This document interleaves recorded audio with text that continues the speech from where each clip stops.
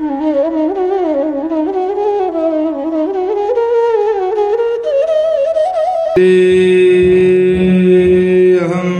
श्रीगुरुः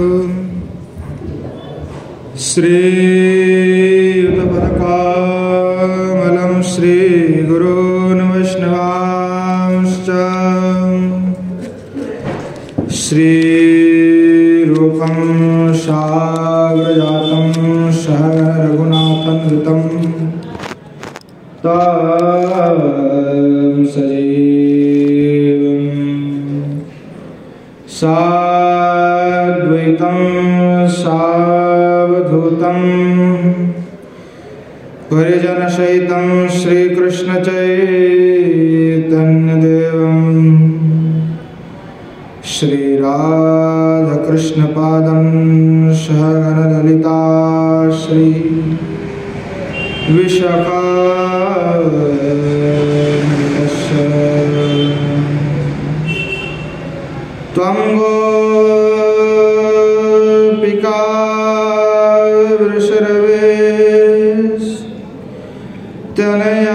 वृषरवेस्तनयान्ति केशी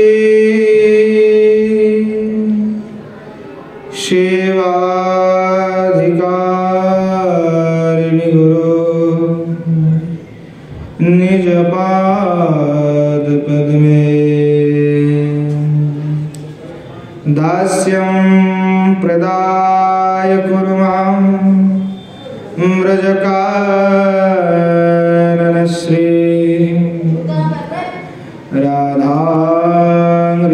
राधाङ्घ्रिसेवनरसे सुखिनं सुखौदे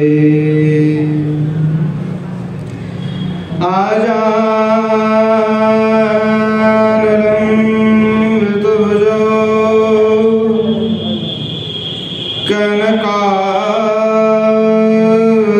कनकावदातो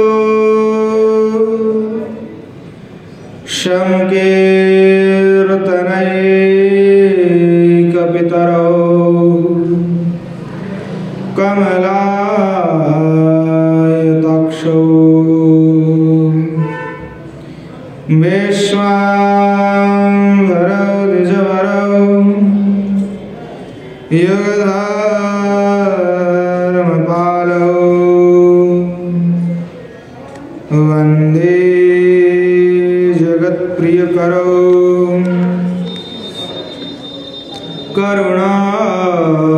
करुणावतारो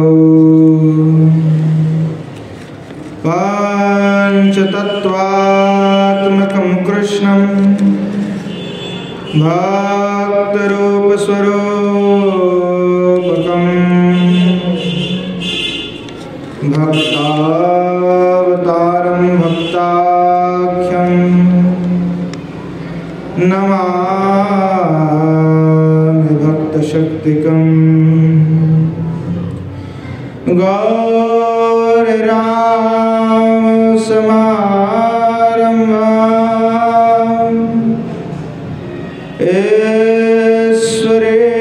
ईश्वरीणां च मध्यमाम्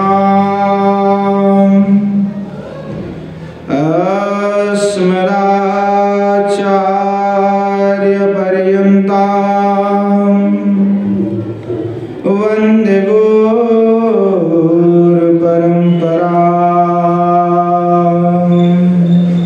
गुरुपरम्पराम् बर्हापीडं नटवरवपु कर्णयो कर्णिकारं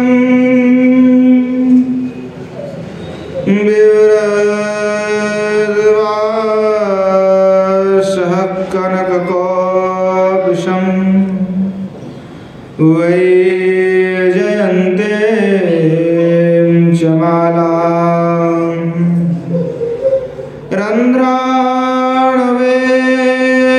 रन्ध्राणवेणरधरसुधया पूरयन् गोपवृन्दे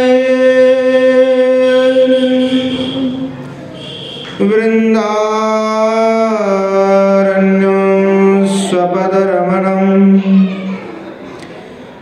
विशद्गीतकीर्तिः वंशी विभूषितकरा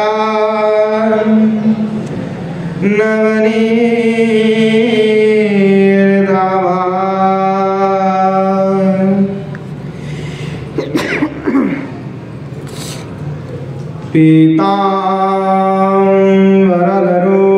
पीताम्बरधरोणबिम्ब फलाधरुष्ठा पूर्णेन्दुसुन्दरमुखा दरविन्दनेत्रा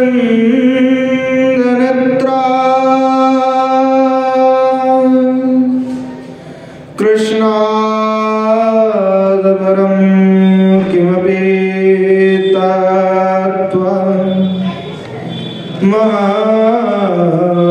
न जाने।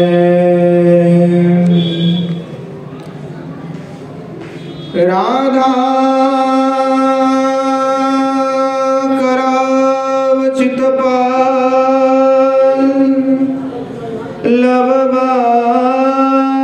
लवबालरिके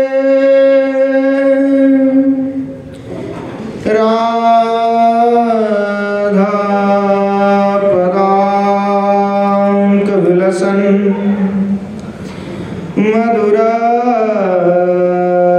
मधुरस्थलीके राधा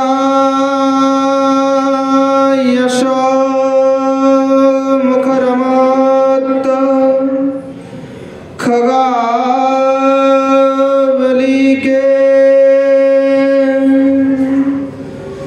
राधा विहार विपिने रमता मनो में।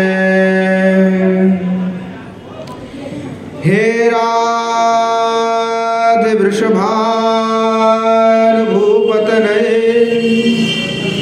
हे पूर्णचन्द्रानने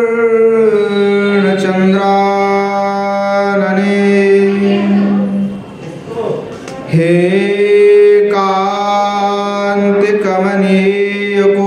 कान्तिकमनीयकोकिलरवे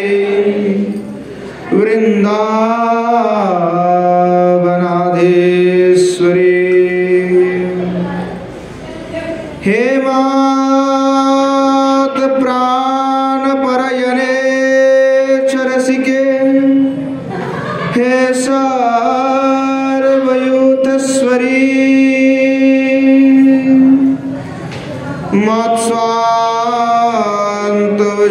मत्स्वान्तवजवरासन विषमुदा मामदीनमानन्दयो विद्युल्लता विलसिता नुपमाङ्गकान्ति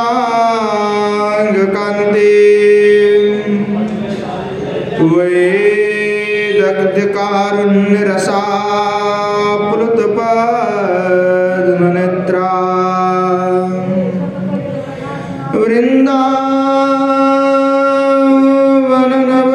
वृन्दावननवनिकुञ्ज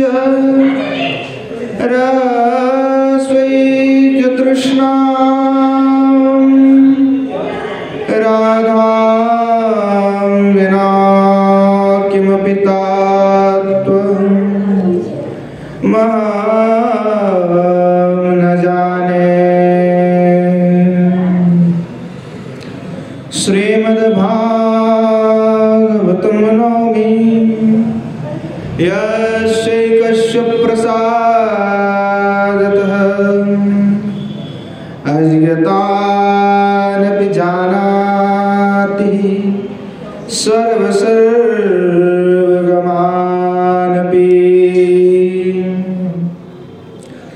वृषारूढं उमाकान्तं सोममीशं सदा शिवं हरिनामसन्मत्तं नौमि गोपीश्वरं हरम्। नारायणं नमस्कृत्य नरं चैव नरोत्तमं देवीं सरस्वतीं व्यासं ततो जयमुदीरयेत्।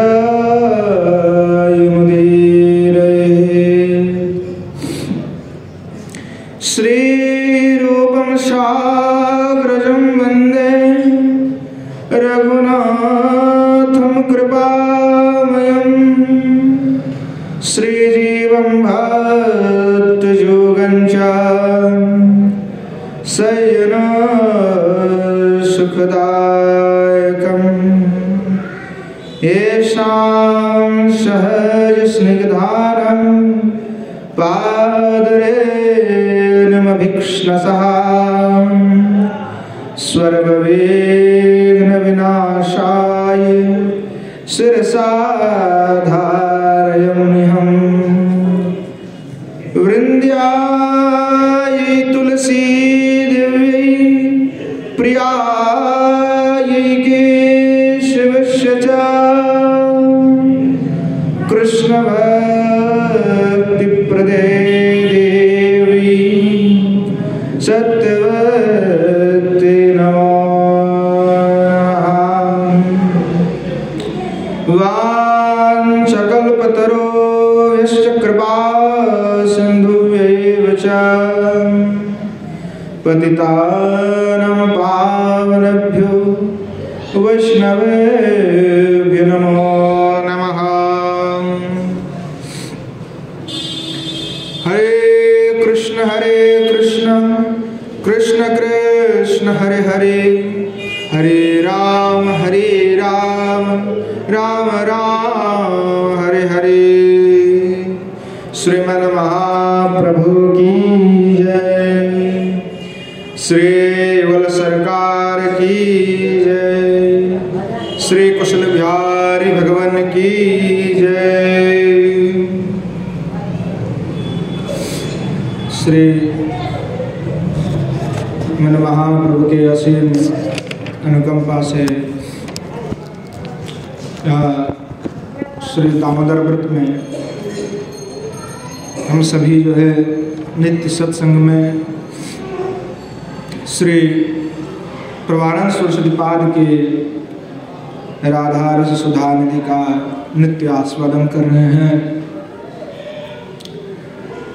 महाप्रभु के असीम अनुकंपा से हमें यह सौभाग्य प्राप्त हुए कि हम नित्य ही राधा रस सुधा निधि का पान कर रहे हैं, हमें सौभाग्य प्राप्त है। पिछले महीने के दामोदर व्रत जो एकादशी आरंभ हुए तब से लेकर के आज उत्थान एकादशी है ठाकुर जी के चातुर्मास्य के बाद श्री ठाकुर जी आज जो है उठेंगे, उत्थान है। आज जो है हमारा चातुर्मास्य समाप्त हो जाता है एकादशी व्रत में ही,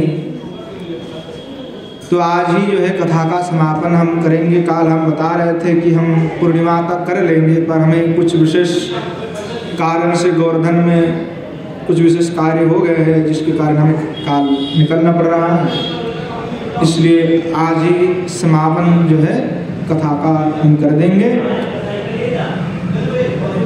नित्य सत्संग में हम राधा रस सुधा निधि के बहुत थोड़े अंश ही आस्वादन कर पाए हैं। पूरे एक महीने में हमने केवल 33 श्लोक का आस्वादन कर पाए हैं। लगभग 270 श्लोक श्री गोस्वामीपाद ने रचना की हैं। श्री ठाकुर जी की कृपा आशीर्वाद से हमने जो है एक महीने में 33 श्लोक का आस्वादन हमने कर लिए हैं। अगर कभी किशोर जी की कृपा अनुकंपा बरसेगी तो पुनः राधा रस सुधा निधि का पूर्ण आस्वादन किया जाएगा। वैसे जो है कम से कम 4-5 महीने लगने वाले कथा इस ग्रंथ का आस्वादन करने के लिए बहुत विस्तारित पूर्व के। तो हमने जितना आस्वादन किया वो किशोर जी की बड़ी अनुकंपा है। महाप्रभु की अनेकों कथा सुने, महात्मा की जीवनी का आस्वादन किए कि किस प्रकार से श्री युगल सरकार में मन लगाना है। जो कथा के अंतिम दिवस हैं आज तो कथा के प्रसंग तो हमने बहुत आस्वादन किए। आपने जीवन को सुधारने के लिए ही कथा है। रस का पान इसलिए किया जाता है ताकि हमारे हृदय से जो विषय रूपी मल है वो विषय रूपी मल नष्ट हो जाए, उसको हम निकाल सके, निकाल करके हम इस प्रेम रस से परिपूर्णित हो जाए। हमारे घड़ा जो है, हृदय घड़ा, वो विषय से परिपूर्ण है। तो हृदय घड़ा को खाली करना होगा, खाली करके प्रेम रस भरना होगा। प्रेम रस जब तक नहीं भरेंगे तब तक कुछ नहीं होने वाले। सबके पास एक ही झोली है, हम सभी के पास एक ही झोली है, किसी के पास कोई दो झोली नहीं है। अब वो झोली में क्या है, या तो आप प्रेम रखो या तो विषय को रखो, सीधी बात है। या तो संसार को पकड़ो या तो श्री ठाकुर जी के श्री चरण कमल को पकड़ो, दोनों आपके हाथ में। जो श्री ठाकुर जी के श्री चरण कमल को पकड़ते हैं वह श्री किशोर जी के पास जाकर के पहुंच जाते हैं, ठाकुर जी के पास जाकर के पहुंच जाते हैं। और जो विषय को पकड़ता है, अनर्थ को पकड़ रहा है, अनर्थ को पकड़ने से क्या होगा, अनर्थ ही होगा। अर्थ ही अनर्थ का मूल है। तो श्री ठाकुर जी की श्री चरण कमल में अपना तन मन लगा के देना है। जब तक हम ऐसे नहीं करेंगे तब तक हमारा कल्याण नहीं है। श्री गोस्वामी पाद के जो अंतिम श्लोक है उसी का आस्वादन हम 2 दिन से कर रहे, समझा रहे हैं कि दुरातपस्य सजनान सुखमर्त कोटिम सर्वेषु साधन वरेषु चीरम निरासः वसंतमेव सहजात भूत सख्य धारा श्री राधिका चरण रेणु महम स्मरामि। गोस्वामी पाद की अद्भुत वाक्य है कि अगर तुम्हें प्रेम चाहिए, प्रेम अगर तुम चाहते हो, किशोर जी की श्री चरण कमल की नित्य ही तुम स्मरण चाहते हो कि मेरा मन में श्री किशोर जी का स्मरण नित्य बने रहे, तो दूरादवश्य सजना, आपने शयन, आपने आत्मियों, आपने धन, प्रतिपत्ति, पद, मान, यश सबको छोड़ दो। छोड़ करके केवल श्री जो सरकार की चरण कमल को पकड़ दो। वही रामाचार्य ने रोती कबे हवे, वह जो श्री किशोर जी की चरण कमल है राणा, उसमें कब मेरा मन होगा, कब मेरा रति होगा। तो ये संसार में मन लगाना है, संसार में लोगों का मन लगे हुए, अब मन लगाना है किसमें, ठाकुर जी में, परंतु हमारा मन लगे हुए विषय में।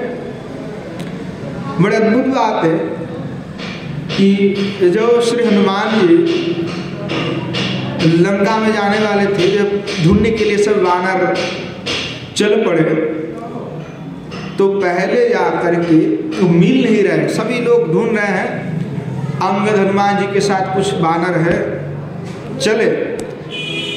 देखो जब भटकता है व्यक्ति कुछ मिलता नहीं है, जब व्यक्ति स्वयं से भटकता है तो उसको कोई दिशा नहीं मिलती। जब कोई अंतर्मुखी हो जाता है तब उसको मिल जाता है। आंख बंद कर लो, अंतर्मुखी यानी आंखें बंद कर लेना, बाहर किसी विषय किसी वस्तु पे मत, कुछ नहीं देखना, कुछ नहीं बोलना। तो दूर से देखो, जो हनुमान जी और अंगद आदि से जा रहे थे तो दूर से जो है एक गुफा दिखाई पड़ी, और उसमें से देखे कि गुफा के अंदर से जो है पक्षी निकाल के आ रहे हैं। उनको क्या लगा कि इस पक्षी जो निकल रहे अर्थात इसके अंदर अवश्य ही जल होगा, ना? तो सब मिलकर के जो है गुफा के अंदर चले गए।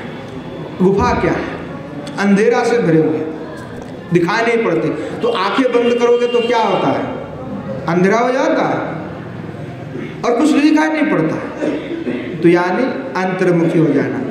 तो या कुछ दिशा ना मिले तो अंतर्मुखी होना चाहिए। चले गए गुफा के अंदर, कोई देखा कि पक्षी जा रहे, अर्थात इसमें अवश्य ही जल है, तभी तो पक्षी अंदर से बाहर आ रहे हैं, अर्थात इसमें जीवन है, कोई शंका की कारण नहीं है, क्योंकि पक्षी है तत्शंका नहीं है। अब जो गए तो वहां पे कौन मिले? स्वयं प्रभा। स्वयं प्रभा क्या है? हर व्यक्ति के पास अपनी स्वयं का प्रवाह है। आप अंतर्मुखी हो जाए तो अपनी प्रभा खुल जाता है। जब तक जीव बहिर्मुख है तो उसकी प्रभा नहीं दिखाई पड़ता है। वैसे कैसे नहीं दिखाई पड़ते? देखो, आप आंखें बंद किया, आपके घर है, तो आपके घर में अंधेरे में भी आप लाइट बंद करके चल सकते हैं। आपको पता है कहाँ पे क्या है? दिखाई तो कुछ नहीं पड़ते, परंतु देखो वो भी बात ठीक नहीं लगता है। तो क्या है, आप जो सो जाते हो तो आपको सपना दिखाई पड़ता है कि नहीं पड़ता? सपना दिखाई पड़ता है ना। फिर आप जाग जाते हो पर सपना तो दिखाई पड़ता है। तो स्वप्न ना तो आपके पास बाती है, सब अंधेरा है, फिर भी आपको स्वप्न तो दिखाई पड़ रहा है ना। और स्वप्न भी एकदम क्लियर दिखाई पड़ता है, जैसा कि तैसा स्पष्ट, तो वो स्वयं प्रभा है। वैसे ही स्वयं एक प्रभा है। हनुमान जी वानरादि जो हो गए स्वयं प्रभा से मिले, तो व्यक्ति जो अंतर्मुखी हो जाते हैं, बाह्यिक विषय से परिवर्तन एकदम त्याग करके अंतर्मुखी जो जीव हो जाता है, तो उसको अपनी प्रभा दिखाने पड़ता है। स्वयं प्रभा ने क्या कहा कि आप जल पियो, खूब आंखें बंद कर लो। आंखें बंद कर लो तो आप पहुंच जाओगे। पर बांदर है भाई, कितने देर तक आंखें बंद करके रखे हैं? आंखें बंद करने का मतलब है कि आप आंखें बंद करोगे तो प्रभु का दर्शन होगा। जहां आप जाना चाहते हो आपको वो पहुंच जाओगे। श्री लक्ष्मी जी सीता देवी के पास आप पहुंच जाते हैं, अगर आप आंखें बंद करके रखें। पर बांदर है, क्या करें? कुछ देर के लिए बंद तो था, जैसे खोल लिया तो देखा समुद्र के किनारे में आकर के पहुंचे। तो समुद्र के किनारे में जाकर के जैसे पहुंचे हैं, अर्थात जो कोई पूर्ण विश्वास नहीं रखता व्यक्ति अपने जीवन में, जो श्री ठाकुर जी के प्रति विश्वास नहीं होता, तो उसके सामने बड़े बाधा आ जाता है। उस समुद्र स्वरूप बड़े बाधा उनके सामने आ रहे हैं। क्या है वे? जो हमारे आचार्य ने, हमारे मुनि ऋषियों ने जो बताया है, उसमें बड़े निगूढ़ अर्थ छुपे हुए, अपने जीवन से जुड़ा हुआ है सब कुछ। तो जो व्यक्ति अंतर्मुखी हो तो जाता है, पर अंतर्मुखी होकर के ज्यादा देर रह नहीं पाता है। दूसरे के साथ चर्चा, दूसरे में मन लग ही जाता है। तो जब भगवत विषय से मन हट जाता है तो सामने बड़ा सा बाधा आ जाता है। अब जब बाधा आ जाए तो क्या करें? तो वहीं पे जो है बाधा आ जाता है, जीवन में बाधा आ जाता है। तो सब वहीं पे ठहरे, सोच रहे हैं कि अब क्या किया जाए। अब तो पता नहीं कि कहाँ जाना है, क्योंकि अभी तो सीता देवी का कोई अता पता नहीं हुआ। हमने तो आंखें बंद किए थे, आंखें भी खोले, वहीं पे बैठे थे। तो पास में एक पक्षी थे, गृध्र, जटायु की भाई। वो सोच रहे कि बैठे बैठे आज खाना मिल गया है, हमें और कुछ मेहनत नहीं करना पड़ा, आज तो बैठे बैठे खाना मिल गया है। अंगद जी बोले कि देखो ये एक था और एक जटायु, जिसने अपनी प्राण जो है सीता माता की रक्षा के लिए दे दी। श्री रामचंद्र के गोद में इन्होंने अपना शरीर छोड़ा है। सुनते ही उसको बड़े मन में आनंद आया। बोले जटायु वो तो मेरा भाई है, क्या वृत्तांत है बताओ। तो बताया ऐसे घटना है, माता को उठा के ले जा रहे थे कोई राक्षस। तो समझ गए, बोले कि वो तो हम देख पा रहे लंका में असगवन में माता सीता है वृक्ष के नीचे, देखो हम देख पा रहे। अच्छा, तो कहे ठीक है। और उन्होंने जटायु के लिए जो तर्पण आदि जैसे कर दे, उनके नया पांख हो गए, वो उड़ कर चले गए। तो जब कोई दिशा नहीं मिलता जीव को, तो कोई ना कोई दिशा प्रभु मिला ही देते। मिल गया दिशा, सामने बड़ा विपत्ति क्यों ना हो, कोई ना कोई दिशा प्रभु अवश्य ही दिखाई देते हैं। अब जैसे उसको सत्य मान के जीव चलने लगते हैं तो क्या होता है, अब इतने बड़े समुद्र हैं तो सबसे पूछने लगे कौन उस पर जाएगा। सब कहने लगे कि हम तो 10 योजन चल लेंगे, हम तो 20 योजन चल लेंगे। तो देखो जिसमें समता होता है वो कहीं बताता नहीं है। हनुमान जी चुपचाप बैठे हुए कुछ बता नहीं रहे, और जिसमें ताकत पूर्ण नहीं वो बता रहा है कि हम इतना चल सके, हम इतना चल सके, हम में इतना क्षमता है। तो जीव का भी यही दशा है।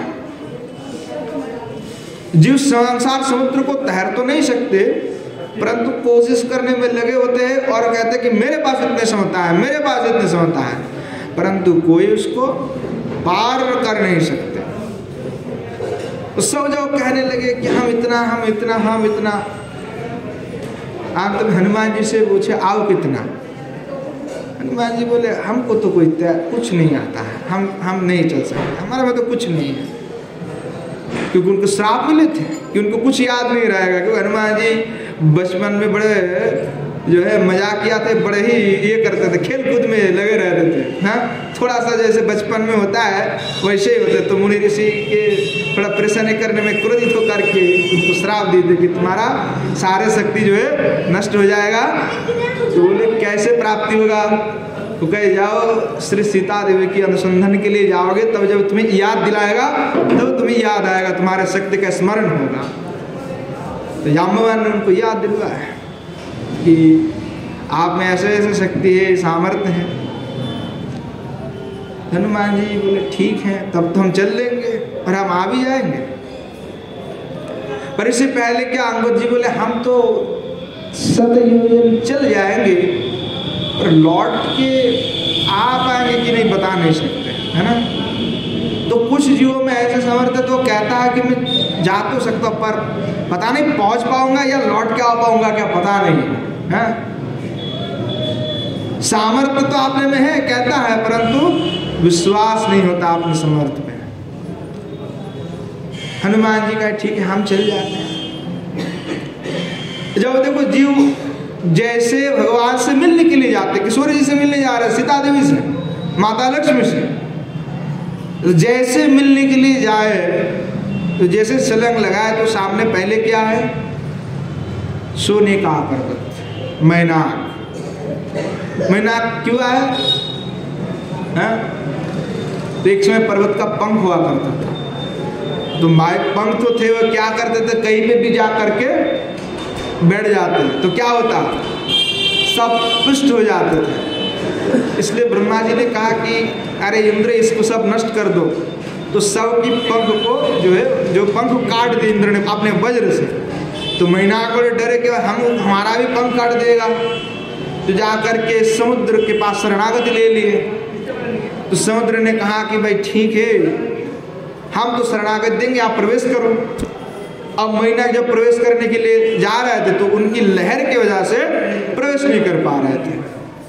तो बोला अब क्या करें, बोले पवन देव जी से प्रार्थना करो, कोई अगर तुम्हें कृपा करके हमारे अंदर प्रविष्ट करा देगा तब जा करके होगा। तो पवन देव से प्रार्थना की, तो पवन देव ने आकर के उनको समुद्र में धकेल दिए, तो फोर्स कर दिए तो अंदर चले गए। और वज्र जो है जल में काम नहीं करता। इसलिए क्या होता है, जैसे बिजली भी गिरता है समुद्र में तो कुछ नहीं होता, वो समुद्र एब्जॉर्ब कर लेता है अपने अंदर, थोड़ा दूरी फैलता है, जैसे इलेक्ट्रिसिटी। अब ये बिजली हम पकड़ेंगे तो हमें पकड़ लेगा। आप बहुत सारा जल होगा ना तालाब में, उसमें दोगे तो इधर उस पार में नहीं जाने वाले, वो ऑब्जर्व कर लेते हैं। जल में पर थोड़ा जल में दोगे तो करंट लगेगा, परंतु अगर बहुत ज़्यादा है तालाब बड़ा है तो इस पार में अगर करंट दोगे तो उस पार में कुछ नहीं होने वाला आपका। तो ऐसा ही समुद्र अपने अंदर लेते हो तो वज्र का काम करते नहीं वहाँ पे बिजली। तो जो दिए तो समुद्र कहे कि भाई आप देखो आ रहे अपने हनुमान जी अपने पवन पुत्र, इसलिए उनकी सेवा करो। तो महीना का आ गया, सोने का पर्वत एकदम। तो जब कोई व्यक्ति भगवत भजन करता है, ठाकुर जी के चरण में जाने की कोशिश करता है, तो पहले सबसे आता है अर्थ, धन, सोना। जब सोना जब आ जाता है तो व्यक्ति सोने का ग्रहण जैसे ही करता है फिर वो भगवान से बिछड़ जाता है, नहीं मिल पाता। पहले सोना प्रकट होकर के आए हनुमान जी को बोले, अरे महाराज थोड़ा विश्राम कर लो, उधर बाद में जाना क्या है, यहाँ पे देखो कितने फल है, मिठाई क्या है, नहीं है सब कुछ मिलेगा, आप आ जाओ। हनुमान जी क्या बोले, हमें नहीं चाहिए, हमारे पास समय नहीं है, हम तो अभी अपने काम में व्यस्त हैं, हम अभी तो मिलने के लिए जा रहे हैं श्री सीता मैया से। देखो भगवान से कोई मिलने पहले जाएगा तो उसके पास पहले धन आएगा, धन आकर के उसको रोकने की कोशिश करेगा। व्यक्ति अगर उसका ग्रहण कर ले फिर आगे नहीं बढ़ पाएगा, रुके नहीं। बाद में कौन है, सूर्य आए, हाँ तो क्या है ये, हाँ सूर्य है देवताओं की माँ। तो कहते हैं कि जैसे सुरसा देवी आए तो वो भी उनको रोक नहीं पाए, जब सोना ही रोक नहीं पाएगा तो ये क्या है, ये विपत्ति है, अनर्थ है। जब कोई भजन में लगता है तो ऐसा अनर्थ हो विपत्ति आ ही जाता है। उसको जब तक आप पार नहीं लगाओगे तब तक आपके जीवन में भगवत प्राप्ति नहीं होने वाले। तो भजन में भी लगोगे तब ऐसा नहीं कि कोई विपत्ति नहीं आएगा, भजन करने वाले के लिए सबसे बड़ी विपत्ति है, क्योंकि जो भजन करते हैं उनके पीछे पूरा दुनिया दौड़ते हैं, और जब दुनिया दौड़ते हैं, जब व्यक्ति उस दुनिया के लिए स्वयं दौड़ पड़ते तो भगवान से बिछड़ जाते हैं। इसलिए श्री कृष्ण पाद क्या करे यहाँ पे कि दूरात सजना, पूर्व में हम यही आस्वादन कर रहे थे कि ध्रुव जी हनुमान जी का प्रसंग हमने इसलिए कहा कि बड़ा अद्भुत प्रसंग है, हमें याद आया, हमने कह दिया। जीवन में ऐसे विपत्ति आते, ऐसे भजन जब करते तो ऐसा जो है ऐसे ही जीवन परिस्थिति आते जीवन में। संसार समुद्र को लंघना कोई आसान बात नहीं है, लांघते जाओगे तो ऐसे ऐसे उत्कट परिस्थिति तुम्हारे सामने आने वाले हैं, और हमेशा तैयार रहना, डांट के रहना कि हमने जो निश्चय किया है वो तो हम ही करेंगे। आप बीच में कोई आएगा, हम ना उसका ग्रहण करेंगे, कुछ नहीं, तब जाकर होगा। तो ध्रुव जी क्या कह रहे थे भगवान से कि भगवान हमने तो तपस्या इसलिए आरंभ करना चाहते थे कि हमें पिताजी की गोद मिल जाए, परंतु हम तो काश की तलाश कर रहे थे।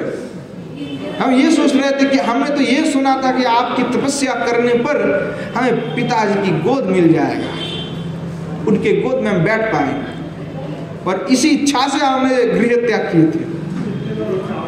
परंतु आते आते बीच में नारद जी से मिल लिए। अब नारद से कोई मिल ले तो उसका कल्याण हो नहीं सकता, ऐसा कभी होगा नहीं। जो भी नारद से मिलता है उसको भी वो नारद ही बना देता है, अर्थात वो संसार में रुकता नहीं। वो जैसे नारदा न रदति, रद धातु जो गति अर्थ में होता है कि जो कभी रुकता नहीं है वो नारद है, और उनके साथ जो मिल जाता है उसको भी वो किसी कभी रुकने नहीं देता संसार में। वो भगवान के पास लेकर के जाते, चाहे वो असुर हो, चाहे दैत्य हो, चाहे दानव हो, चाहे मनुष्य हो, चाहे कोई भी हो, सबको ले जाता है। भस्मासुर को भी लेके गया, भस्मासुर जा रहे थे, उसका नाम वृक्ष था पहले, तो वो कहने लगे कि भाई आप बताओ, नारद जी मिल गए तो नारद से पूछे कि आप बताओ क्या करें, हम किसकी तपस्या करने से बहुत जल्दी प्रसन्न हो जाते हैं, वर मिल जाएगा थोड़ा। तो नारद जी बोला अरे शिव जी का तो कर लो, शिव जी तो बड़े ही तुष्ट हो जाते हैं, हाँ अल्प से तुष्ट हो जाने वाले हैं, उनकी क्या करो तपस्या।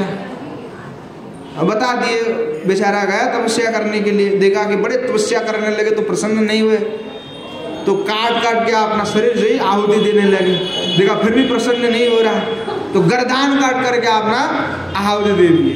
तो तब शिव जी जब देने वाले तो शिव जी प्रकट हो गए, बोले अरे भाई इतना प्रेमी हो तुम। और शिव जी तो भाई भोले हैं, अपना मस्ती में रहते, अपने राम नाम जपते रहते, पंचमुखिया नाम जपे और जपते रहते हैं। उनका एक नाम 55 है, तो नाम जप करते रहते, इसलिए जो उन्माद है एकदम, जो कुछ मांगते थे ठीक है ले लो, हमें अपना भजन करने दो, तुम चाहिए ले लो, समय नहीं उनके पास।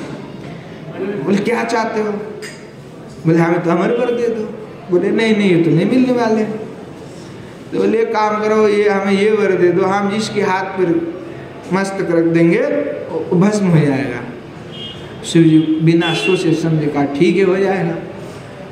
अब उसको बेचारा का विश्वास नहीं हुआ, वो कहने लगे अरे आपने वर दिया तो पहले परीक्षा मुझे करना, अब बेटा वो परीक्षा क्यों करना, तो उसको लालच थे कि पार्वती जी को हरण कर लेंगे, इसलिए जो है शिव जी के पीछे दौड़ पड़े कि भाई रुकिए, आप मैं परीक्षा करने के लिए आपके मस्तक पे हाथ रखूंगा। शिव जी बोले अरे भाई हम तो फंस गए।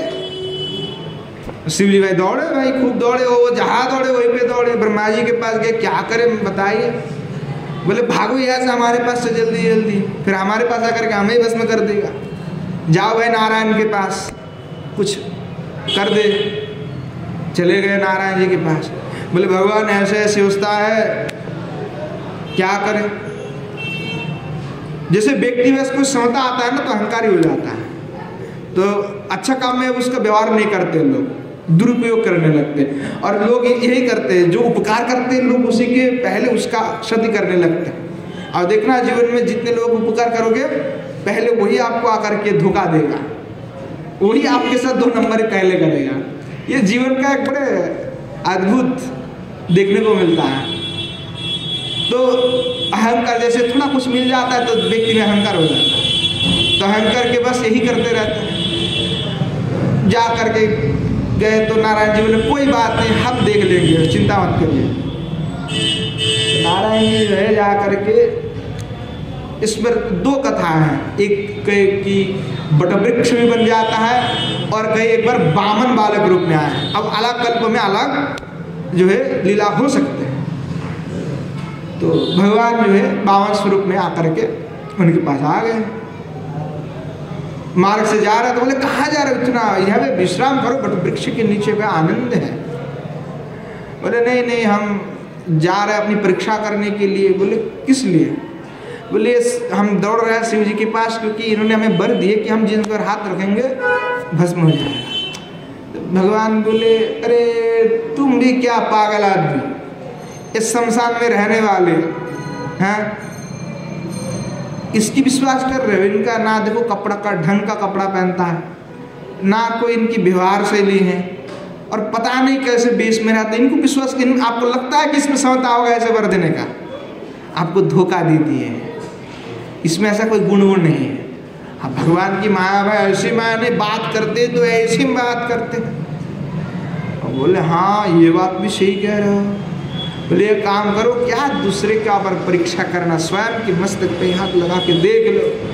अब वो बात में आ गया, जैसे बात में आ गए स्वयं की मस्तक में ही हाथ रख दिए, जैसे हाथ रखा तुरंत भस्म हो गया। और शिव जी आकर के बोले भगवान इस बार तो अपने हमें बाल बचवा लिए, आपकी जय हो प्रभु। भगवान बोले इसलिए मैं तुम्हें हमेशा कहता हूँ कि सोच समझ करके वर दिया करो। हाँ कोई आ जाता है आप तुष्ट होकर के दे देते और फिर यही लगता, तो लोगों को वर में मिल जाता है तो लोग अहंकारी होकर के यही शौ करते रहता है। प्रसंग था ध्रुव जी का, तो ध्रुव जी को भी नारद मिल गया। तो नारद जिनको मिल जाता है उसका कल्याण हो ही जाता है। सिद्धि तो करवा दिए ना नारद जी ने, चाहे वो असुर हो उनको भी करवा दिए कि काम भाई हो गया तुम्हारा। तो नारद जी का बड़ा अद्भुत प्रसंग है। नारद जी एक बार भगवान से मिले और सबसे कहता फिरता मैं भगवान की माया को जय कर लिया है ना। नारद जी भगवान के पास भी गए, नारायण नारायण करते करते नारायण नारायण नारायण नारायण श्रीमन नारायण नारायण। अब भगवान बोले क्या बात है, इतने मस्ती में चल रहे हो? कहते भगवान हम क्या कहें, हमने तो आपकी माया को भी विजय पर कर लिया। भगवान कहते अच्छा, हमने सुना था हमारी माया को कोई लग नहीं सकता। बोले नहीं भगवान, हमने तो आपकी माया को लग लिया। अच्छा, भगवान बोले थोड़ा नारद जी से मजाक किया जाए, चलो थोड़ा टहल के आते हैं। हाँ, नारद जी बोले चलिए भगवान, आप जब कहेंगे तो हम तो चलने के लिए तैयार हैं। तो भगवान की माया कैसे अद्भुत है। तो चलते चलते भगवान जो है धरातल पे आ गए। अब बहुत देर से चल रहे थे, धूप तेज है, जो रेगिस्तान होता है तो रेगिस्तान में टहलने के लिए भगवान लेकर के आए उसको। बोले चलो टहल के आते। आप नारद जी को बड़े प्यास लगे, बोले जल पीना है। नारद जी बोले जल का प्रभु प्यास लगे क्या करे, कोई बस्ता। देखो आप इतने रेगिस्तान में कहाँ जल मिलेगा। हाँ, भगवान को सीधे अपने स्वरूप में तो आए नहीं, दूसरे स्वरूप में आए ना, साक्षात नहीं आए, दूसरा स्वरूप बना करके आए दोनों। आप कहे देखो आपको कुटिया उटिया मिल जाता हो तो जल पी ले। भगवान भी अपना ऐसे नहीं प्रकट करेगा, उनको परीक्षा करवाना, नहीं तो ऐसे कहेगा जल तो जल प्रकट हो जाएगा। नारद जी को करे नहीं नहीं तो चलो ढूंढो कोई कुटिया उटिया मिल जाए तो वहीं पे जल पी लेंगे, दोनों एकदम शांत हो जाएंगे। तो थोड़ा दूर चला, चलते चलते एक कुटिया मिल गया। नारद जी को बोले कि जाओ बुलवाओ कौन है। और नारद जी कह रहे हैं कि कोई है। उधर से सुंदर रमणी बात करने लगे, हाँ जी है, हाँ बड़े अद्भुत रमणी की ऐसी मधुर कंठ। वो सुन करके नारद जी का तो प्यास बुझने लगे। दरवाजा खोलिए, हाँ जी खोलते हैं। हाँ? जैसे खोले भगवान ही स्वयं बन करके बैठे थे, इधर साथ में है, उधर रमणी बन करके अपना बैठे हुए। भगवान अपना भेज दिया अपना दूसरे स्वरूप की, भाई बैठो। इतने अद्भुत रूप, भाई विष्णु की माया है। विष्णु की माया ऐसे वैसे कोई माया थोड़ी है, अद्भुत रूप। नारद जी देख करके देखते रहे, उनकी जल की प्यास भी सब गायब हो गया। अब भगवान दूर से लगाए, मिला कि जल नहीं। नारद जी पहली बार तो कुछ सुन नहीं पाए, और जो नारायण नारायण की जप थे वो नारायण नारायण की जप भूल करके देखने लगा, क्या मधुर स्त्री। भगवान का मिला कि नहीं। दूसरी बार भी नारद जी को कोई होश नहीं। भगवान पास में आकर के क्या मिला कि नहीं जल। हाँ भगवान अभी मिला अभी देखो कुटिया तो देवी जी खड़े थे विराजमान है। अच्छा ठीक है, तो देवी जी को कहा कि चलिए आप अंदर आइए, धूप है बाहर बड़ी ही, बाजार जो है जलपान कर लीजिए। अंदर लेके गए और कहने लगे ठीक है जलपान करो। और जैसे जलपान करवाए, नारद जी के भगवान बड़े थकान हो गए, अब यहीं पे ठहर जाते हैं, अब कहीं जाने का मन नहीं है, यहीं पे हम ठहर जाते हैं। भगवान का ठीक है यहीं पे ठहर जाओ। अब स्त्री भी बोले ठीक है महाराज आप यहीं पे ठहर जाइए, हम भी यहीं पे हैं, कोई दिक्कत नहीं। आओ जल वल पी करके सो गया। जैसे सो गया भगवान अपने स्वधाम में चले गए। और नारद जी जैसे रात्रि में उठा, हाँ उसको कुछ याद नहीं। नारद जी बड़े भगवान के इतनी माया है तीव्र। नारद जी का मैं कहाँ पे हूँ। सामने वहीं पे रमणी स्त्री बोले महाशय कुछ खा लीजिए पी लीजिए। नारद जी तो देख करके एकदम इतने प्रसन्न हो गए। बोले देवी जी हम आपसे शादी करना चाहते हैं। प्रेम में प्रेम हो गया मेरा आपसे, निवेदन करनी। नारायण नारायण जब भूल गए भगवान की माया से भाई।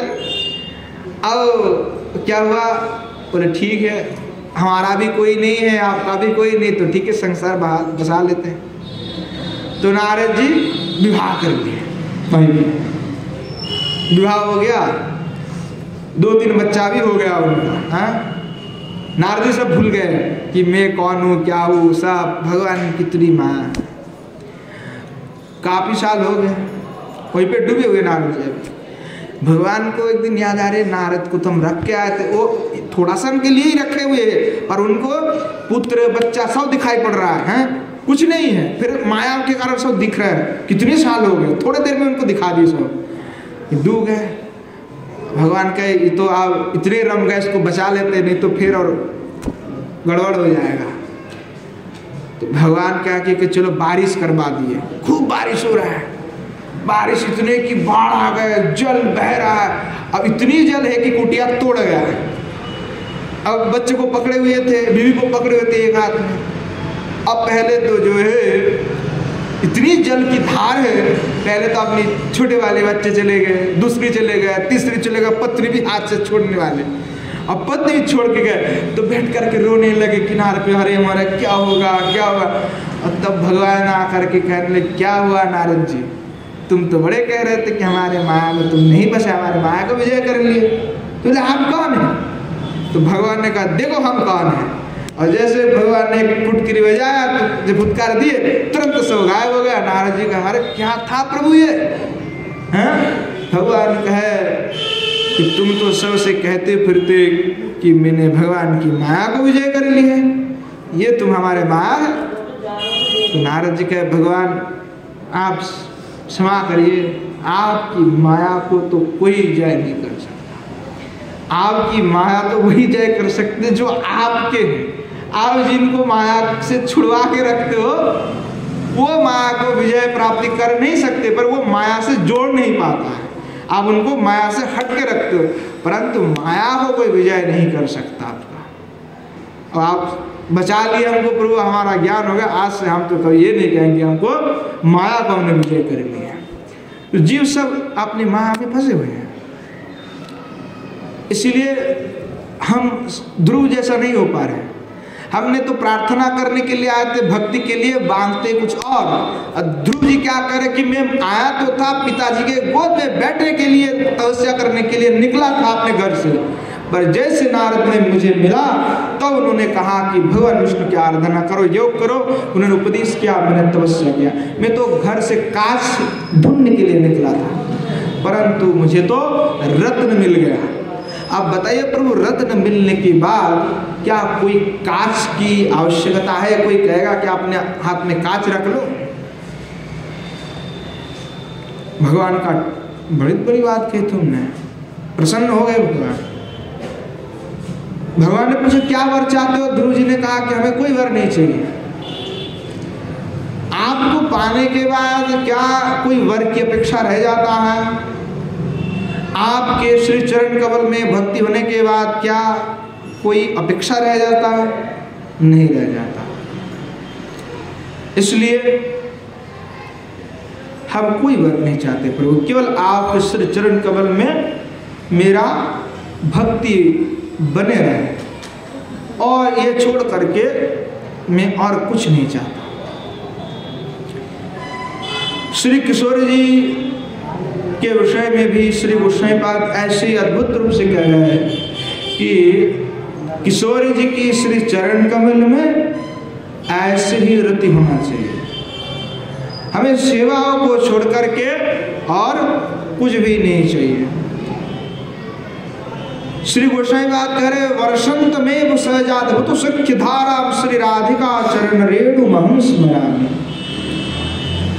कि किशोर जी की श्री चरण कमल से अद्भुत सहज मधुर धारा बहती रहती है, और वही श्री किशोर जी की श्री चरण कमल को मैं स्मरण करती हूँ। इस संसार में काम्य वस्तु अनंत है, विषय अनंत है, भोग भी अनंत है, अपनी भोग की इच्छा भी अनंत है, सब अनंत है, कभी खत्म होता नहीं। भोग तृप्ति भी किसी का कभी खत्म नहीं होता। किसी आज किसी वस्तु से तृप्त है तो उससे उससे थोड़ी देर बाद में वो उससे तृप्त नहीं होगा। तृप्ति अर्थात स्वाद बदलता है।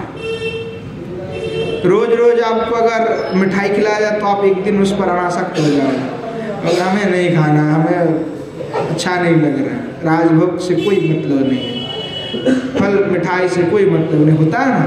रोज आपको खिलाया जाएगा एक चीज़ तब खाओगे, तृप्ति होगा आपका? नहीं होगा। धीरे धीरे उस पर अनासक्ति आ जाता है, लोग नहीं खा पाते। श्री गोसाई बात बोले अनेक लोकेर अनेक वांछा अनेक प्रकार। लोग कैसे? जीव भी अनंत है, इच्छा भी अनंत है, भोग भी अनंत है, काम्य पदार्थ भी अनंत है, सब अनंत है, कोई सीमित नहीं। सब लोगों का अलग अलग वांछा है, अलग अलग सब कुछ है, परंतु सभी का मूल क्या है? कामना है। अलग अलग प्रकार के कामना है, परंतु मूल तो कामना ही है। इसीलिए कहा कि सभी कामनाओं का जो सूत्र है वो एक ही ग्रंथि पर है। कैसा? तो जैसे पुष्प होते हैं तो पुष्प के जो ग्रंथि होते हैं, जैसे बोटा होता है, उसी में ग्रंथि में सब कुछ लगे रहता है। उसका सबसे बड़ा उदाहरण जैसे प्याज होता है, लहसुन होता है, उसके नीचे जो लगे रहता है बोटा, उसी में जुड़े रहते हैं, ग्रंथि सूत्र से बंधे हुए। तो कामना का कुसुम एक सूत्र में गुंथे हुए हैं। और लोग सुख या आनंद जिसको कहते हैं वही सभी का काम्य वस्तु है। लोग सुख और आनंद चाहता है, कोई ये नहीं चाहता कि दुख हो हमारे जीवन में। कोई चाहता है? कुंती देवी चाहते हैं, कोई चाहता है अपने जीवन में कि दुख हो जाए? कोई नहीं चाहता। सब चाहते कि हमारा जीवन में सुख हो। पर कुंती देवी कहता नहीं कि प्रभु हम तो दुख चाहते हैं। क्योंकि दुख क्यों चाहते हैं? क्योंकि जब दुख मिलता है तो आपका दर्शन होता है। और आप भी यही सोचो, जब आप दुख में होते तभी प्रभु का याद करते हो, तभी आप रोते हो भगवान के पास। जब स्वास्थ्य है, जब आप सुख में है, प्रसन्न में है, आपको प्रभु का याद नहीं आने वाला, आप भूल जाते। परंतु जब दुख होता है, पीड़ा होने लगता है, जब लगता है कि परिस्थिति विपरीत है, हमारे साथ देने वाला कोई नहीं है, तब जाकर के भगवान के चरण कमल में जाकर के जीव रोता है। तो बताओ, दुख अच्छा है कि सुख अच्छा है? सुख में भगवान का याद नहीं होता है, तो वो सुख क्या हमारे लिए सुख है? जिस आनंद में भगवान का याद नहीं आए, वो आनंद कैसा? वो तो दुख से भी बड़ा दुख है। पर दुख में भी भगवान का याद आए तो वो दुख हमारे लिए आनंदप्रद है। वही हमारे असली सुख है कि उसमें भगवान का याद हमें आ रहा है। तो प्राणी केवल सुख के अन्वेषण में लगे हुए हैं, पर सुख किसी को मिलता नहीं। तो दुख को ही लोग सुख समझते हैं। तात्क्षणिक तात्कालिक जो दुख है उसी को जीव सुख समझते हैं। और सुख कभी स्थायी नहीं होता, वो चक्रवत परिवर्तन होता है। वो जैसे रथ की चाका घूमते रहते गाड़ी की, तो वैसे सुख और दुख है। कभी तो सुख आता है, कभी दुख आता है। कभी अग्रभाग ऊपर रहता है तो नीचे वाला मिट्टी के साथ जुड़ा रहता है। तो वैसे ही सुख और दुख है, घूमते रहते हैं। तो सुख के प्रतियोगी के रूप में दुख ना हो, यही कामना है जीव का। जो उपनिषद की बात आते हैं तो उपनिषद में आनंद मीमांसा के चरम में ब्रह्मानंद की अस्मित का ही प्रतिपादन किया गया है कि ब्रह्मानंद का। पर भक्ति शास्त्र कहते हैं कि जो ब्रह्मानंद है वह भजनानंद के आगे कुछ नहीं है। ब्रह्मानंद अर्थात ब्रह्म के साथ लीन हो जाना। जो 5 मुक्ति कहे गई है, उस मुक्ति को भी भगवान के भक्त लोग स्वीकार नहीं करते। ब्रह्म में लीन हो जाना तो बिल्कुल नहीं स्वीकार करते। सारूप्य सामीप्य इत्यादि भी नहीं चाहते। क्योंकि वो नहीं चाहते कि हमारा भी विष्णु के जैसा 4 हाथ हो जाए। हाँ, भक्त तो कभी नहीं चाहता कि हमारा 4 हाथ हो जाए, हम विष्णु बन जाए। वो नहीं चाहता कभी भी, वो चाहते कि हम सेवा करना चाहते हैं। तो ब्रह्मानंदो भविद एषो चित परार्धु पुनिकृत नैति भक्ति सुखाम बोधे प्रमाण तुल्यमपि। श्री रूप गोस्वामी पाद भक्ति रसामृत सिंधु में कहते हैं कि ब्रह्मानंद परार्धो गुणीकृत अर्थात असीम गुणों से युक्त है ब्रह्मानंद। हम ब्रह्मानंद की तुच्छ नहीं कर रहे, उसको ऐसे अपमान नहीं कर रहे। ब्रह्मानंद में असीम गुण है, परंतु भक्ति सुधा सिंधु का एक बूंद के साथ भी उसका तुलना नहीं किया जा सकता। श्री सनातन गोस्वामी पाद लिखे हैं, ब्रह्मानंदी अनिर्वाच्य तस्मादप्यधिकेनो भजनानंद निर्व्यातर तत्र च प्रेमानंद निर्वाच्यता तत्रापि विरहार्ति यातः सन् परमान्त्य काष्ठा विशेष प्राप्त्या परम महानिर्वाच्यतम इत्यर्थ। बृहद भगवतामृत में श्री गोस्वामी पाद कहते हैं कि श्रुति के हिसाब से आनंद मीमांसा के अनुसार ब्रह्मानंद यद्यपि अनिर्वाच्य है, परंतु ब्रह्मानंद से अधिक होने के कारण भजनानंद जो है वह अनिर्वाच्यतर है। फिर भजनानंद जो गाढ़ा हो जाता है तो वह प्रेमानंद में परिणत होता है, और प्रेमानंद इसलिए अनिर्वाच्यतम है। इसलिए प्रेमानंद के ऊपर और कुछ भी नहीं है, और वही प्रेमानंद की प्राप्ति अगर करना है तो किशोर जी के चरण में केवल निष्ठा रखनी होगी, केवल निष्ठा, अन्य विलासिता शून्य।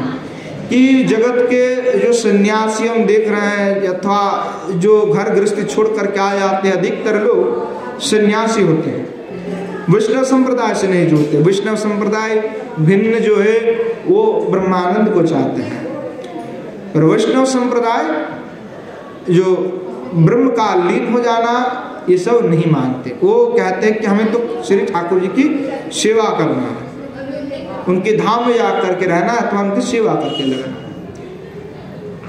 तो कोई भी ब्रह्मानंदी नहीं होना चाहता है। तो क्या कि ब्रह्मानंदी होने के लिए सब कुछ त्याग करना पड़ता है, पर वो क्या है, तो प्रेमानंद की भजनानंद की एक बूंद भी नहीं है। तो वो प्रेमानंद की प्राप्ति करना है, तो प्रेमानंद की प्राप्ति ब्रज प्रेम में ही संभव है। और विशेष करके गोपी प्रेम, गोपियों का प्रेम ही प्रेमानंद जो अनिर्वाच्यतम है वहीं तक पहुंचा सकता है। और ऐसा कोई भक्ति नहीं जो अनिर्वाच्यतम जो प्रेमानंद है उसको प्राप्त करा सकते हैं। वो मधुर से भी सुमधुर है, और भी सुमधुर है, और भी अति सुमधुर है। वो उनके सामने कुछ भी नहीं है। तो किशोर जी सब पर कृपा करते हैं, जो किशोर जी के प्रति निष्ठा रखते हैं, जिनका प्रेम है, किशोर जी उन्हीं को दर्शन देते हैं। एक बार सिद्ध बाबा जो सूर्यकुंड गए, उनको जो है थोड़ा तबीयत खराब हो गया, भजन में मन नहीं बैठ रहे थे, तो जंगल में चले गए, और कुछ जो है पैर में कुछ दिक्कत हुई थी, रोग हो गया था, तो सही नहीं हो रहे थे। तो बाबा भजन नहीं कर पा रहे थे, तो बाबा ने सोचा कि आओ भजन नहीं हो रहा है तो अपने जीवन को ही दे दूं। तो जंगल में जा करके वहीं पे भजन करने लगे, बिना खाए पिए कुछ पड़े रहे, कि जब तक हमारा यह ठीक नहीं होगा तब तक हम सूर्य कुंड में नहीं जाएंगे। जंगल में जा करके जो है बिना खाए पे जो है 2 दिन रहा। तीसरे दिन एक लाली आ गए, जी बाबा को बताने लगे, तू जी में काय बैठो है? हाँ, जी में 3 दिनों से रोटी बना के बैठी हुए हो। हाँ, तू तो रोज आया करे, आज ना आयो, 2 दिन से ना आयो, का होगा? तो बाबा कहे कि मैं तो किसी को ना बताया कि मैं जिया में हूँ, तुझे कैसे पता लगा कि मैं यहाँ पे? तो लाली बोले कि हमें सब कुछ पता है। हाँ, हमें सब पता है। तो बोले नहीं, हम नहीं खाएंगे तेरा रोटी।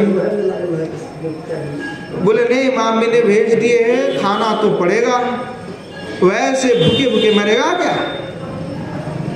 अब बड़े जोर जबरदस्ती किए और बाबा को रोटी खिला के गए।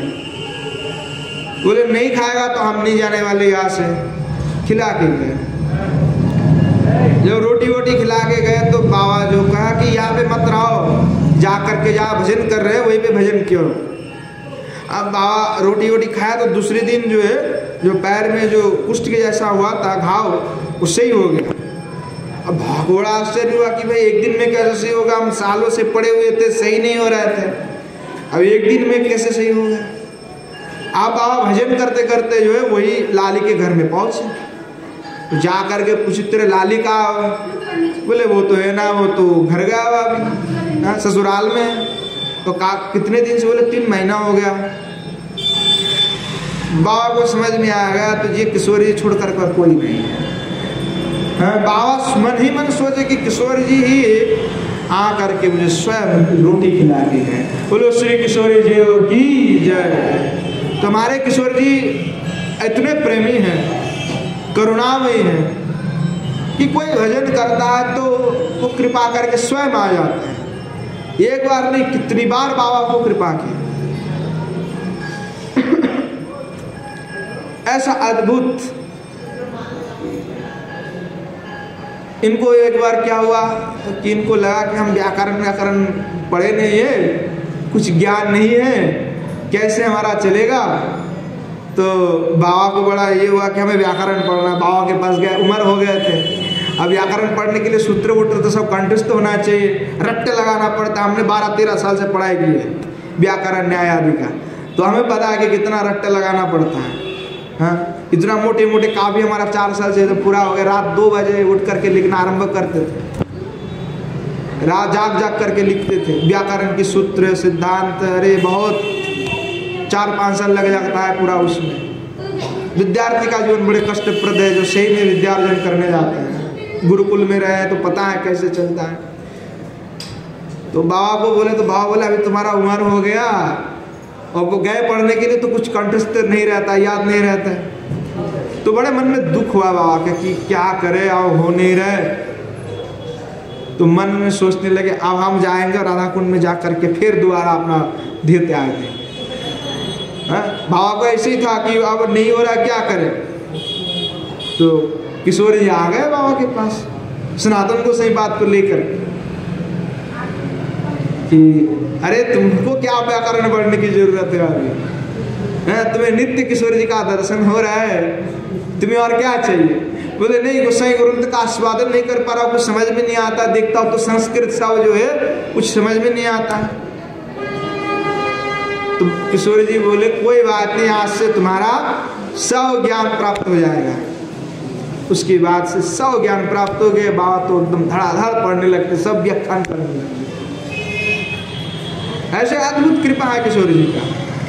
तो कृपा को पाने के लिए राधा चरण रेणु का स्मरण करना होगा कि नित्य केवल किशोर जी के श्री चरण कमल में सेवा की प्राप्ति, सेवा करना है। हम प्रभानंद सरस्वती पाद के राधा रस धारित जितने आस्वादन किए हैं उन सभी श्लोक में हम यही देखते हैं, वो केवल यही कहते हैं कि किशोर जी के श्री चरण कमल में ही रति हो।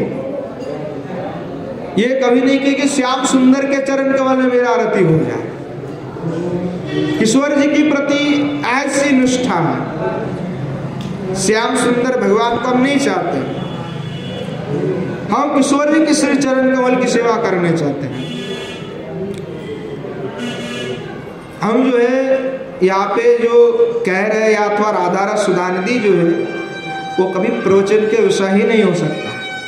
हमने कई बार कहा है कि राधा रस सुधानिधि प्रवचन के विषय नहीं हो सकता। ये प्रवचन के विषय नहीं है, ये आस्वादन करने के विषय है। तो प्रवचन क्या किया जाता है? पुराणों का प्रवचन हो सकता है, श्रुति स्मृति उसका प्रवचन हो सकता है, मीमांसा का, न्याय का, योग का, सांख्य का, हाँ, ये सब का हम प्रवचन कर सकते हैं, क्योंकि पंडित का काम होता है प्रवचन करना, हम लोगों को समझा सकते हैं। पर राधा रस सुधानिधि प्रवचन का विषय नहीं है, वो आस्वादन के विषय है, वो निकुंज की गुड़ विषय है। और निकुंज की जो विषय है उसका सब अधिकारी भी नहीं है, इसके लिए हम सबके सामने खुल के बोल भी नहीं सकते। वो तभी हम आस्वादन भी कर सकते हैं बहुत ढंग से, जो ऐसे आदमी हो, ऐसे लोग हो जो रस में डूबे हुए हो। रसिकों का जो संबंध है रसिक ही समझता है, और रसिक की बात को रसिक ही समझता है। और जो बिना रसिक है मैं कहते जाओ तो उसको कुछ समझ में नहीं आवे। वो कहेगा कि महाराज जी क्या बोला है तो कुछ समझ ना आ रहा है। वो कथा में कोई भजन भी नहीं है, इतने दिन हम कथा किए, भजन किए, कोई भजन नहीं है, गाना नहीं है, संगीत नहीं है, तो लोगों को थोड़ा निरस भी लगता है, बीच बीच में कीर्तन हो जाए अथवा कीर्तन हो जाए। पर दो धारा है, एक नारद जी के है, एक व्यासपीठ का, व्यासदेव जी का। तो व्यासदेव जी की परंपरा में कीर्तन आदि नहीं है, वो केवल आस्वादन करते हैं। और नारद जी की परंपरा में गायन के विषय में, गायन के माध्यम से होते हैं। तो गोसाईवाद की जो धारा है, हम अपने गौड़ीय परंपरा से हैं, गौड़ीय संप्रदाय से, गौड़ीय आचार्य की जो शिक्षा है वो ऐसा अनुमति नहीं देते। हमारे रूप सनातन गोस्वामी जीव गोसाईपाद प्रवचन करते, शिक्षा देते, कभी भजन आदि ऐसे व्यासपीठ पर नहीं। इसीलिए उसी परंपरा का अनुकरण करते हम भी कभी ऐसा नहीं करते हैं। इसके लिए क्षमा प्रार्थी, हम नहीं करते भजन। हमें केवल इस रस से आनंद आता है कि जो युगल सरकार की जो बातें कही गई है, दूसरी संपूर्ण लीलाओं से भिन्न श्री गोसाईपाद ने किस प्रकार से अपनी अनुभूति को बताया हमारे लिए। और इस प्रकार की अनुभूति है कि विषय का कोई लेस मात्र यहाँ पे नहीं है। जितने श्लोक है उस श्लोक में कभी ये नहीं कहा कि धनम दही यशम दही, कुछ नहीं। केवल श्री किशोर जी आपकी चरण कमल की सेवा करना चाहते, एक बार हमारे पर कृपा कर दो, निकुंज में हमारा प्रवेश हो गया। अरे निकुंज में मत प्रवेश होने तो किशोर जी आपकी निकुंज की झाड़ू बन जाए, ताकि आपके निकुंज में झाड़ू जो लगाएगा वो झाड़ू रूप में भी आप होंगे तो उससे बड़ा आनंद क्या हो सकता है। क्योंकि जिस रज पर आपकी पदकण गिरे हुए हैं उस पद रेणु का तो स्पर्श मुझे होगा और मुझे कुछ नहीं चाहिए। इससे अति विनय और अति अद्भुत प्रार्थना क्या हो सकता है। कितनी निर्मल हृदय है, कितनी रस में डूबे हुए कि किशोर जी की सानिध्य मात्र प्राप्य, अरे सानिध्य में चरण का कणा ही मिल जाए। और हम तो इस लायक भी नहीं। क्यों नहीं? उद्धव जी जब ब्रज में आए थे, उद्धव जी को बड़े भगवान ने ब्रह्म ज्ञान दिए। क्यों दिए? भगवान जानते कि गोपी के पास जाएगा तो पिट के आएगा, मतलब बाणी से पिट के आएगा। ऐसे नहीं पिटेगा, बाणी से भी लोगों को पिटा जाता है ना, थोड़ी हाथ से खाली पिटा जाता है, बाणी से भी पिटा जाता है। और बाणी से जो पीटते हैं वो व्यास लोग पीटते हैं बाणी से लोगों को, जब पीटते हैं तभी लोग सुधारते हैं। तो भगवान जानते थे कि गोपी के पास जाएगा तो इसको बाणी से पीट पीट करके मारेगा, इसलिए भगवान ने कहा इसको थोड़ा बहुत अच्छे से सिखवा देते। तो ब्रह्म ज्ञान पहले सिखवाए इनको कि जाओ जाकर के गोपियों के साथ थोड़ा ब्रह्म ज्ञान दे करके आओ। उद्धव जी आए, उद्धव जी आकर के देखे सब ब्रज में सब रो रहा है इधर, हाँ, एक तरफ सब रो भी रहा है, एक तरफ आनंद भी है। तो गोपियों के पास जाकर के कहने लगे, पहले तो नंद बाबा के पास गए, यशोदा माता के पास जाकर के कहने लगे आपके पुत्र थोड़े हैं, वो तो भगवान है। आपके पुत्र थोड़े हैं, वो तो भगवान है। भगवान का कोई अपना अपना नहीं होता है, वो तो पूर्णानंद है, ब्रह्मानंद है। तो माता बोले कि तुम अपनी ब्रह्मानंद को लेकर के रहो, वो तो हमारा बेटा था, बेटा है, बेटा ही रहेगा। तुम अपने ब्रह्म ज्ञान किसी और जगह में जाकर के दो। बोले तुम अभी इस रस के अधिकारी नहीं, तुम नहीं समझ सकते। वो कोई ब्रह्मानंद नहीं, वो हमारा पुत्र है। और हम अपने पुत्र को प्रेम करेंगे, वो हमारा पुत्र, कोई भगवान नहीं है। अगर होगा तो भगवान तुम्हारे पास, मेरे पास वो भगवान नहीं है। और भगवान हो पर वो अभी मेरा पुत्र है और मेरा ही पुत्र रहेगा। उनकी डाल हुआ पे गले में उद्धव जी का, वो गए गोपियों के पास।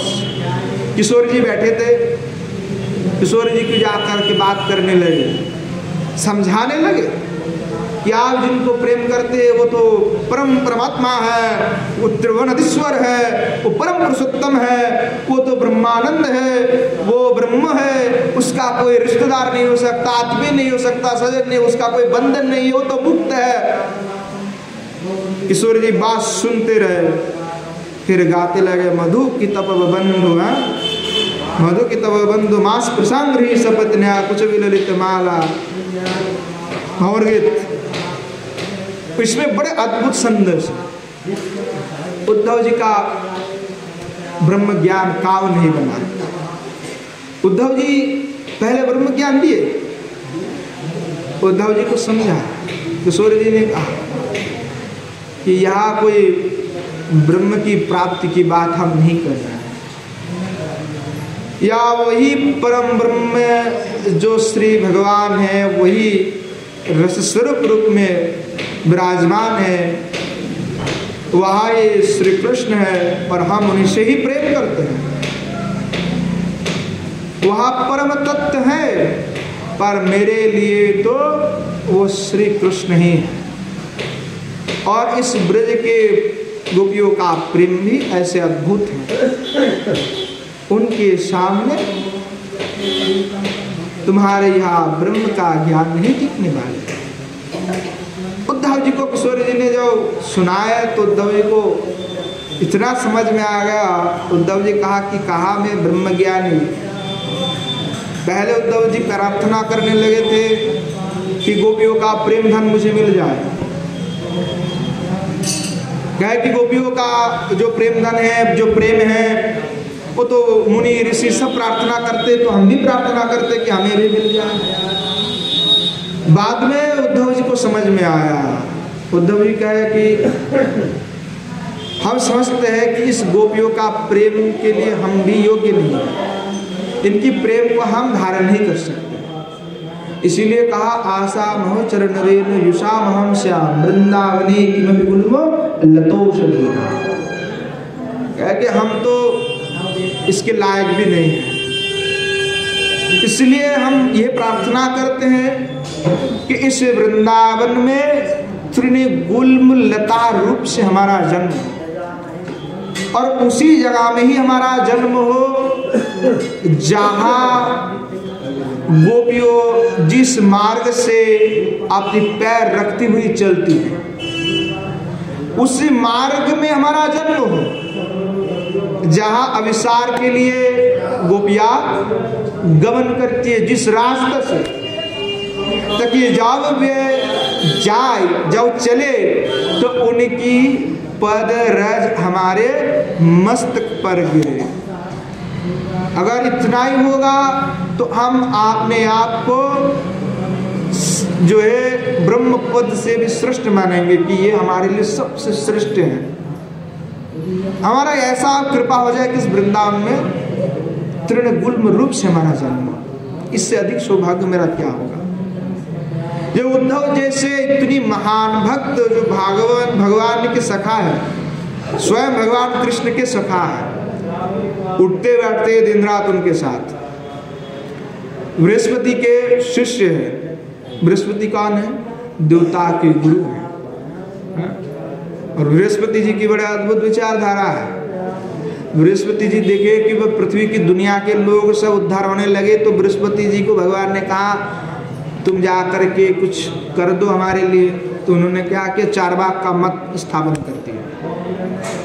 चारवाक का मत स्थापन करके क्या किए? चारवाक का बड़ा अद्भुत मत है। जो लोग भगवत भजन से दूर है वो सब चारवाक है, नास्तिक जिसको कहते हैं। खाते पीते मौज करते आनंद करते, बस जिंदगी यही पे खत्म है और उनसे कोई लेना दे नहीं है। छोटे छोटे बच्चे का कोई मेरे को फोन करके बोला तो महाराज जी हमारा घर से मम्मी पापा आए, हमारे लड़कों लड़की को बोल रहे थे कि तुम्हारी मम्मी पगला गई है, सब व्रत व्रत करती है, तुम लोग बंद कर दो, अभी तो लाइफ में एंजॉय करना है, तो बताइए हम क्या करें?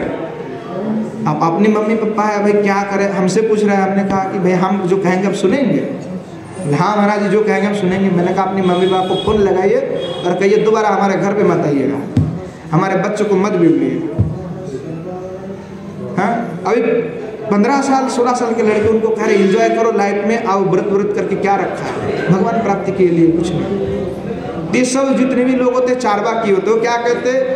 बोले जावे जीवेत सुखम जीवेत ऋणम कृत्वा घृतम पीवेत। हाँ कि जावत जीवेत सुखम जीवेत, जब तक जीवित हो तब तक सुख में जियो, ऋण करके घी पियो, ऋण करके सब भोग करते जाओ, मरने के बाद तुमको कौन पैसा देने वाले हैं? तुम मर गया, ऋण लिया, मर गया, तुमको कुछ नहीं देना पड़ेगा। हाँ तो इसलिए कहते हैं कि जब तक जीवित हो सुख में जियो और खूब घी पियो, ऋण करके पियो, मरने के बाद कोई नहीं देखने वाले। तो खाते पीते सब करते जाते हैं, उनको भक्ति से कोई मतलब नहीं है। तो ऐसे लोगों को तो कुछ होना नहीं है। जो भक्ति में लगे हुए हैं थोड़ा बहुत, उनको और भी आगे बढ़ना चाहिए, आगे बढ़ना है, क्योंकि हमें एक जगह पे रुक के नहीं रखना है। तो आगे बढ़ने के लिए क्या है? तो उद्धव जी कह रहे हैं कि हमें तो एकांतिक शरण हमने ले लिए गोपियों का, कि आप हमारे कृपा करो, आपकी कृपा से ही एकमात्र प्रेम प्राप्ति संभव है। तो कहने लगे कि महत्व की पदरज, देखो किशोर जी की कृपा को प्राप्त करने के लिए सबसे अधिक जो जरूरत है महत्व की पदरज। अब समय भी मेरे पास नहीं है, मैं संक्षिप्त में ही जो है थोड़ा सा 2 मिनट समय लूंगा। अंतिम वाक्य है कि बिना महत्व पदरज के कुछ नहीं होने वाले। चाहे आप किशोर जी के चरण में भी गिड़गिड़ाओ, कृपा नहीं मिलने वाली जब तक कोई महत आपको कृपा ना करते। बिना महत पदरजोभिषेकम, बिना महत की कृपा से कुछ नहीं होने वाला। जब तक महत की पदरज शरीर में कोई ना लगावे तो कभी भी कुछ नहीं होने वाला। और महत की बात को आपने मन पे लगाना होगा। महत की पदरज को पीना पड़ेगा, जल में घोलते हुए उनके चरण को स्पर्श करे और उनकी वाणी को अपने मन में लगाए, अर्थात मन में उसको पिए, मन में उतारे, तभी जा करके अपनी कल्याण हो सकता है। अर्थात जो विश्वास श्रद्धा के साथ महत की शरणागति ले लेते, महत के चरण में जाकर के गिरते, उनको किशोर जी की श्री चरण कमल प्राप्ति हो जाता है। क्योंकि महत में ऐसा शक्ति है, वैसा समर्थ है कि वो जाकर के आपको श्री किशोर जी की श्री चरण कमल में जाकर के ले जाए। बोलो श्री किशोरी जी की जय। तो आज हमने जो है 1 महीने से पूर्ण रूप से श्री प्रभानंद सरस्वती पाद के राधा रस सुधा निधि का स्वादन किए हैं। बहुत ही कम समय थे, 1.5 घंटा करके प्रवचन थे और बड़े अद्भुत ग्रंथ है कि एक दिन में एक श्लोक भी खत्म नहीं हो पाता है। बीच में हमने कुछ श्लोक छोड़ करके कुछ व्याख्यान, बहुत गुड़ विषय थे तो जो व्याख्यान नहीं कर पाए, क्योंकि सभी प्रकार के लोग कथा में आते तो सब के सामने वही निकुंज की गुड़ विषय हम प्रकट नहीं कर सकते, इसलिए कभी कभी प्रसंग को छोटा बड़ा करना पड़ा। और इस 1 महीना में हमने केवल 33 श्लोक तक ही पहुँच पाए और बाकी इसमें 270 करीब श्लोक थे जो हम पूरा, कभी अगर किशोर जी चाहेगा तो उसका भी आस्वादन हम करेंगे, क्योंकि बड़े अद्भुत ग्रंथ है, रसमय है। और किशोर जी की श्री चरण कमल में कैसे रति हो, साधक कैसे अपने भजन को आगे बढ़ा करके केवल श्री युगल सरकार के चरण में रति हो उनका, इसके विषय में गोस्वामी पाद ने बड़े अद्भुत करके बताया है। तो नित्य जो इसका आस्वादन करते हैं उनको हृदय में अवश्य ही प्रेम प्राप्ति होता है। तो नित्य जो है राधा रस सुधा निधि का आस्वादन करे, लोगों को करवाए, बड़े अद्भुत ग्रंथ हैं। तो आज जो है हम यहीं पे समाप्ति देते हैं। और आगे किशोर जी कभी चाहेंगे तो अवश्य ही ये पुनः हम राधा रस सुधा निधि का आस्वादन करेंगे। आज ये विश्राम देते। जय जय श्री राधेश्याम निताय गौर हरि बोल। श्रीमन महाप्रभु की जय। श्रीमन महाप्रभु के समस्त पार्षद वृंद की जय। श्री नवदेव धाम की जय।